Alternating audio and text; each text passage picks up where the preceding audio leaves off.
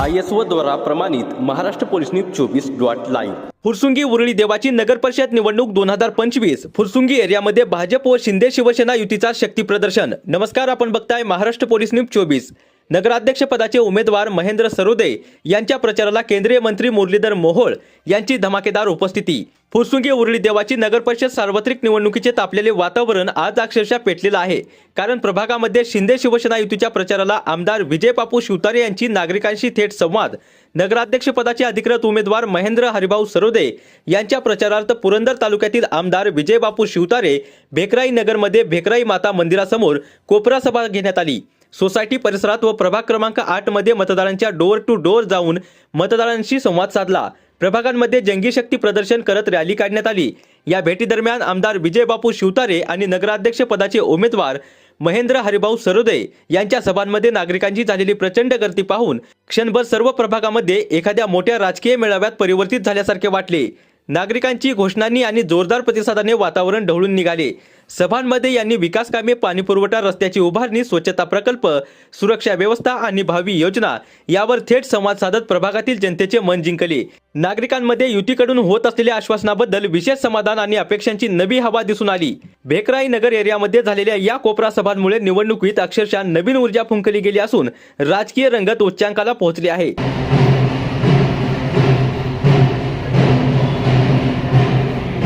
महाराष्ट्राचे माजी जलसंपदा मंत्री कार्यक्षेत्रात आमदार आणि ज्यांना या प्रचार दौऱ्यात आपल्या उमेदवारांना प्रेरित आणि मार्गदर्शन करण्यासाठी आलेले आहेत। फुरसुंगी उरळी 2025 ची जी निवडणूक आहे, या निवडणुकीची जी नगर परिषद आहे, ही नगर परिषद हे विजय बापूंच्या संकल्पनेतून आणि अथक प्रयत्नांच्या उसाची जमाय आणि भारतीय जनता पार्टी आणि शिवसेनेच्या अधिकृत उमेदवार महेंद्र हरिभाऊ सरोदे सर यांची निवड केलेली आहे। या निवडणुकीची शिक्कामोर्तब झालेलीच आहे। फक्त 2 तारखेला मनुष्यबळासमोरचे बटन दाबून येणारे हे भगवान आहे, जसं महाराष्ट्रात आहे, हिंदुस्थानात आहे। भारताच्या नेतृत्वामध्ये नरेंद्र मोदी असतील, देवेंद्र फडणवीस असतील आणि लाडके भाऊ एकनाथ शिंदे असतील उपमुख्यमंत्री, हे आधीच आपण त्यांना सत्कार करायचं आहे।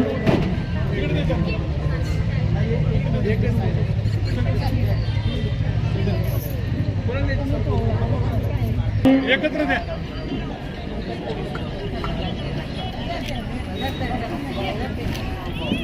फुरसुंगी उरळी देवाची नगर परिषद सार्वजनिक निवडणूक 2025 प्रभाग क्रमांक 11च्या प्रचाराच्या प्रत्यर्थ आपले पुरंदरावलीचे दैवत कार्यसम्राट आमदार सन्माननीय विजय बापू शिवतारे या ठिकाणी आपल्या समक्ष उपस्थित राहिलेले आहेत।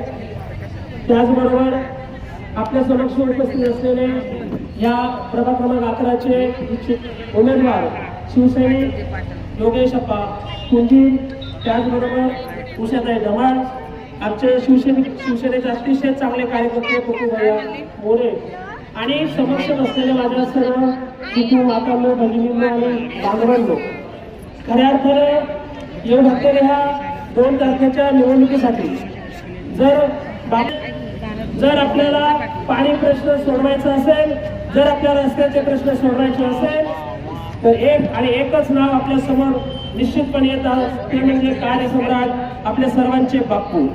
कारण बापूने एक केलेलं आहे, अनेक वेगवेगळ्या योजना आपल्या फुरसुंगी गावामध्ये राबवलेल्या आहेत, उरळी देवाची गावामध्ये राबवलेल्या आहेत आणि ह्या योजनांच्या जीवावर त्यांनी जो आतापर्यंत जवळजवळ 750 कोटी रुपये निधी आपल्या गावाला देऊन आपल्या गावाच्या खऱ्या अर्थानं विकासाला त्या ठिकाणी चालना दिलेली अनेक विकास बापूंच्या माध्यमातून झालेला आहे आणि त्या विकासामुळे खऱ्या अर्थानं आपलं गाव, आपली फुरसुंगी नगर परिषद ही नगर परिषद आहे असं दिसतंय, तरी अन्यथा अतिशय भकास आपलं झालेलं होतं।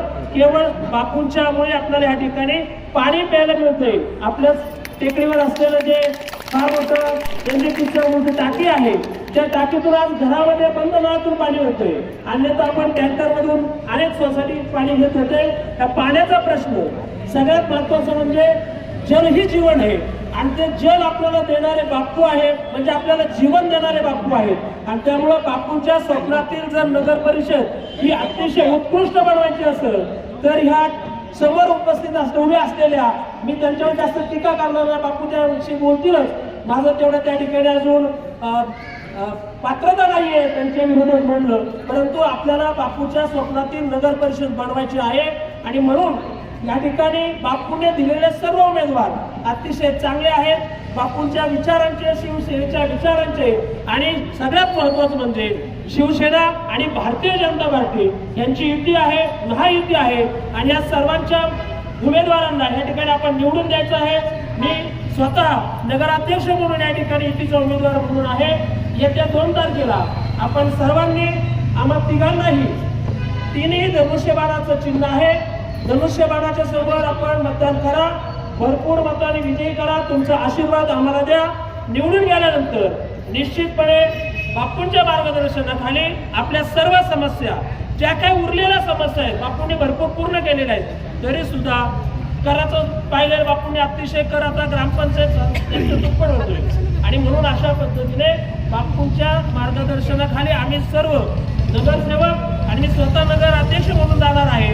आपल्या सर्व समस्या सोडवण्याचा आम्ही आत्मसात प्रयत्न करणार आणि खऱ्या अर्थाने आम्ही त्या ठिकाणी जनसेवक असणार, शिवसैनिक असणार आहे आणि ज्या पद्धतीने छत्रपती शिवाजी महाराजांनी जनतेचं राज्य निर्माण केलं होतं, त्याच पद्धतीचं जनतेचं राज्य निर्माण करण्याचा प्रयत्न आम्ही बापूंच्या मार्गदर्शनाखाली करू.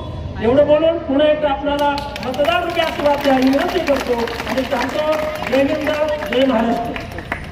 देश धर्म मराठी मनाचा मानबिंदू, हिंदू अस्मितेचे शिरोमणी, हिंदुस्तान हिंदू, हिंदुस्तानचे गमावदावर, हिंदू हृदय सम्राट सर्वसनातनी शिवसेना प्रमुख श्रीमान बाळासाहेब ठाकरे यांचा भवानी.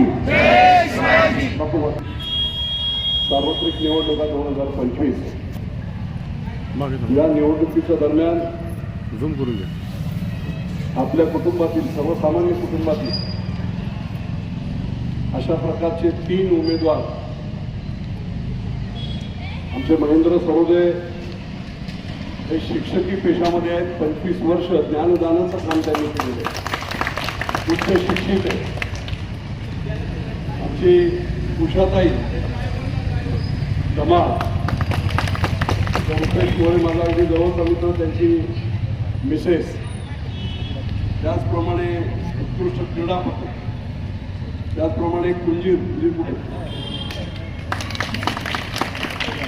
कैलास कुंजीर हे या वॉर्ड क्रमांक 11 मधून तिन्ही आपले उमेदवार आहेत आणि धनुष्यबाणाच्या चिन्हासमोरील बटन दाबून आपण त्यांना प्रचंड बहुमताने निवडून द्या अशी विनंती करण्यासाठी मी आज इथे आलेलो आहे. मी काम करणारा माणूस आहे. कदाचित तुम्हाला कोणाला आठवत असेल की नाही, ही बिल्डिंग बिनावट टॉवर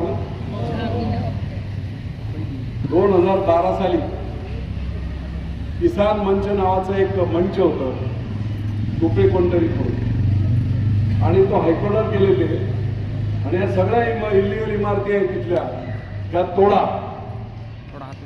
असं म्हणून हायकोर्टात याचिका केली. किती लोकांना माहिती आहे मला माहिती नाही आता लक्षात. आणि ती याचिका केली, कोर्टाने निर्णय दिला, सगळ्या इमारती तोडा, निर्णय दिला आणि 6 महिन्याच्या आत सपाट झालेला आम्हाला फोटोग्राफ पाठवा. चंद्रकांत दळवी नावाचे जिल्हाधिकारी होते आणि डॉक्टर ठाकरे नावाचे शासनाला त्यांनी बजेट बनवलं. या इमारती तोडण्यासाठी 250 कोटी रुपये लागतील. त्याला कलेक्टरने मंजुरी दिली आणि दुसरे एक रिटायर्ड पोलीस हवालदार होते, त्यांचा मला एक फोन आला, म्हणे बापू मी 40 वर्ष मुंबई पोलीसमध्ये सर्व्हिस केली, महाळ आहे, एकही वारी चुकवली नाही. एक आमची ताई काम करेल, सभागृहात काम करेल, पण निवड नगर परिषदेमध्ये लोकांची घरपट्टीवर नगर परिषद चालत नाही. पायाभूत सुविधांसाठी गटार योजना, आता ज्या जुन्या ग्रामपंचायतच्या काळातल्या गटार योजना सगळ्या कॅन्सल होतील.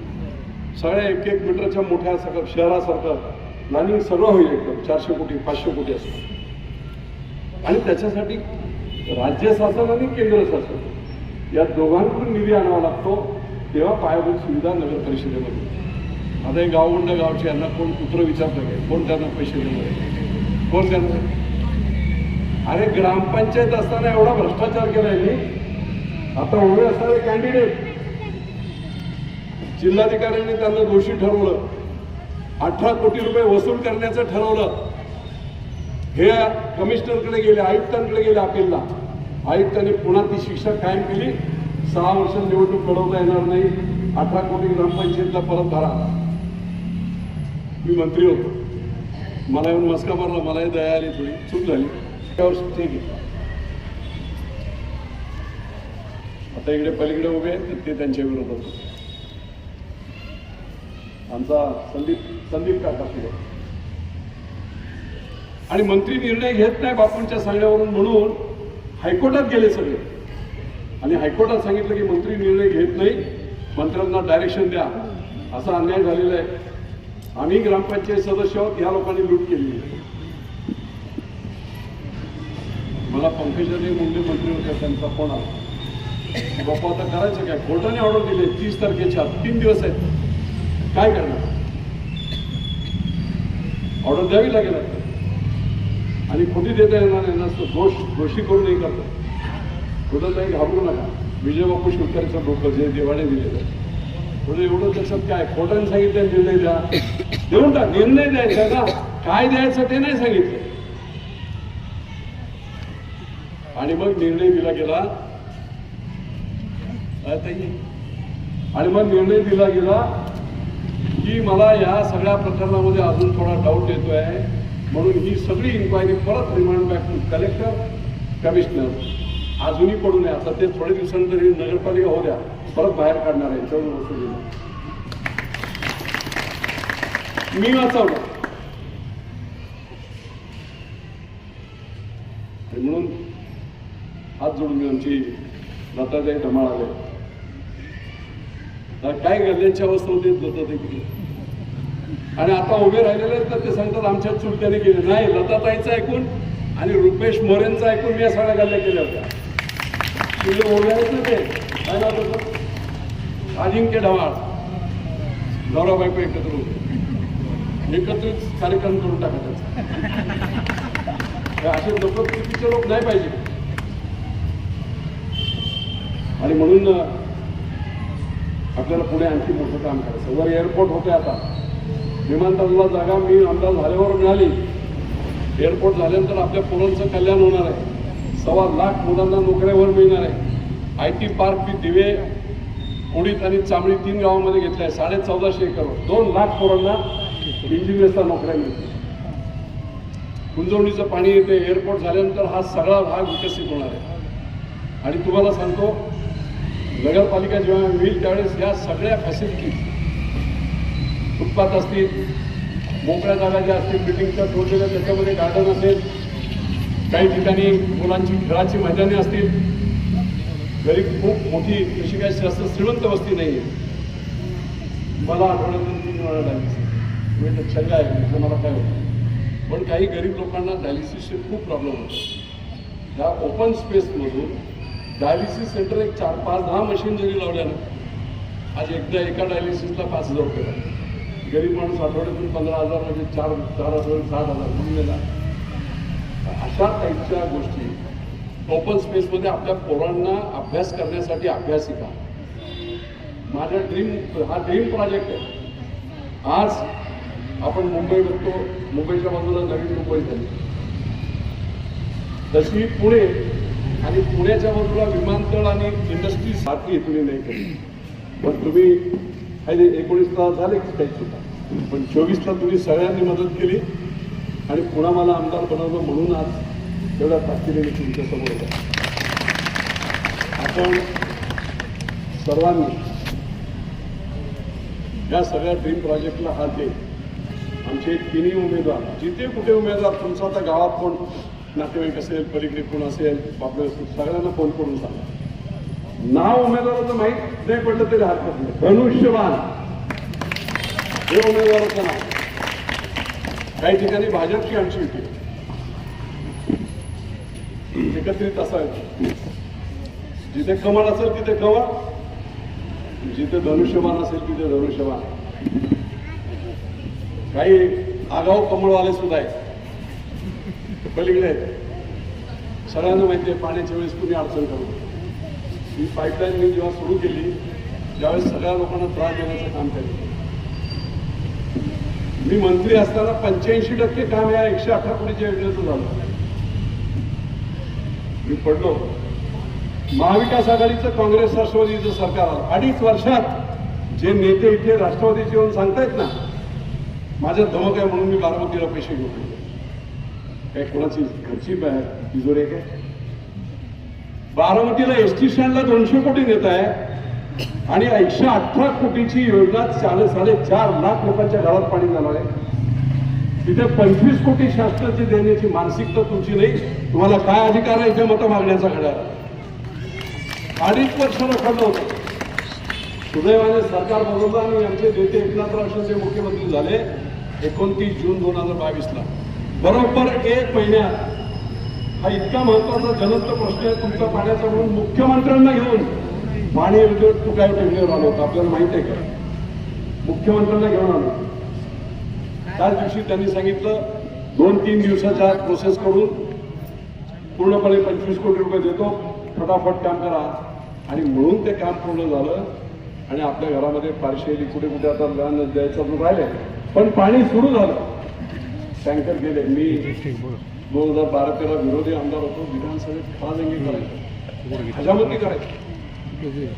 आणि कचरा डेपोमुळे आमचं पाणी खराब झालंय. आम्हाला पाण्याची योजना मंजूर करून द्या, कचरा डेपोचं कॅपिंग करा. आणि मी विधानसभेत 1-2 नेत्याची नावं घेऊन सांगितलं. नेत्याला म्हटलं तर नाव मी घेत नाही. विधानसभेत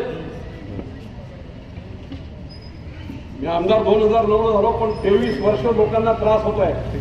टँकर कधीतरी येतोय तुमचा कॉर्पोरेशनचा आणि टँकरमध्ये पाणी पिण्याचा हंडे भरून 4थ्या माळ्यावर माझी माय भगिनी 4थ्या माळ्यावर चालत डोक्यावर हंडा घेऊन तू एखाद्या बँकेची मॅनेजर असेल आणखी फोन काम कर.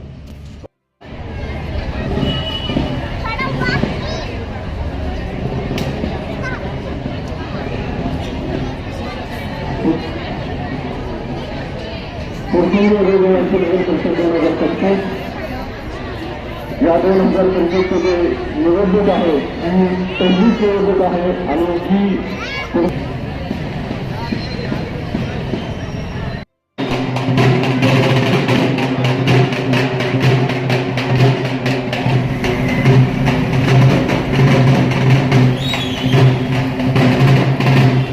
महाराष्ट्र पोलीस न्यूज 24 साठी उपसंपादक गणेश कांबळे.